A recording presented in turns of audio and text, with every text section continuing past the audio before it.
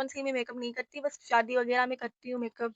और इन दोनों बातों में कोई फ़र्क ही नहीं है, मैं मेकअप करूँ या ना करूँ। जैसे मैं मेकअप करती हूँ, ऐसा लगता है मैंने मेकअप किया ही नहीं, क्योंकि पूरा मेकअप एब्ज़ॉर्ब हो जा रही है मेरी स्किन पर। क्योंकि मेरे पास तो मेरा मेकअप है नहीं, और मेरी बहन की ऑयली स्किन है, तो वो अपनी स्किन टोन पर लेकर आती है, तो मेरे ऊपर मैच होता नहीं। और ये पाउडर है टीथ व्हाइटनिंग का डेंटोनिक। और मैं जब अपनी नाना अबू के यहाँ जाती थी ना, तो वहाँ पर मेरा नाना अबू अपने दाँतों पर लगाता था, और ये बहुत ज़्यादा मीठा होता था, और इसे लगाने में बहुत ज़्यादा मज़ा आता है। तो ये ट्राई आप ज़रूर करना, बहुत ज़्यादा मीठा होता है और आपके दाँतों को भी सफ़ेद करता है। तो जिन लोगों को पीले चुकुट दाँत है, वो तो इन्हें ज़रूर ट्राई करें। मैं तो इसलिए लेकर आई थी क्योंकि ये बहुत ज़्यादा मीठा होता है।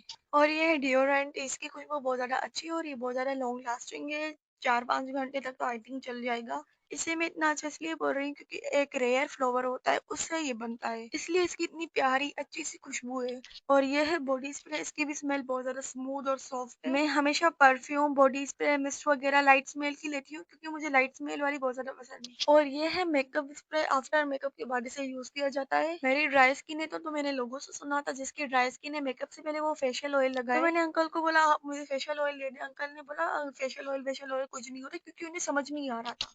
तो उन्होंने बोला ये यूज़ किस चीज़ के बारे में होता है?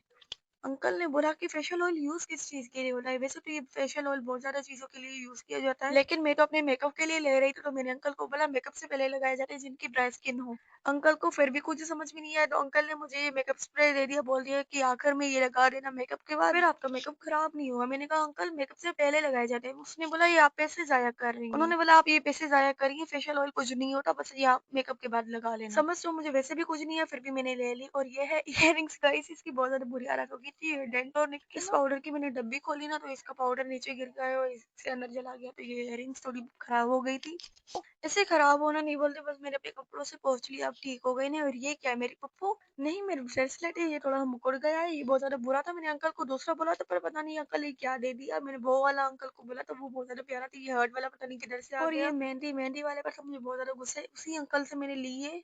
अब भाई मुझे मेहंदी टेस्ट करना आती नहीं, मैंने कभी मेहंदी ली ही नहीं, और जब भी मेहंदी लेती हूँ बहुत ज़्यादा बुरी मेहंदी लेती हूँ मैं। इस बार भी मैंने बुरी ली, मुझे समझ नहीं आता, टेस्ट नहीं करना आता, तो मैंने अंकल को बोला कि अंकल ये आप लोग मुझे मेहंदी दिखा रहे, तो ये मैंने जब ट्राई करके देखी, मैंने अंकल को बोला अंकल इसका टेक्सचर तो बहुत ज्यादा पतला है, तो अंकल ने बोला ये ऐसी मेहंदी होती है। मुझे मेहंदी के बारे में इतना खास कुछ पता नहीं था, तो मैंने भी ले ली। और ये इसका टेक्सचर देखिए आप, कितनी बोरी है। मेरी बहन ने बोला ये बोरी है बहुत ज्यादा। और ये चेक करे, ये पूरा बिल है पूरी सारी चीजों का।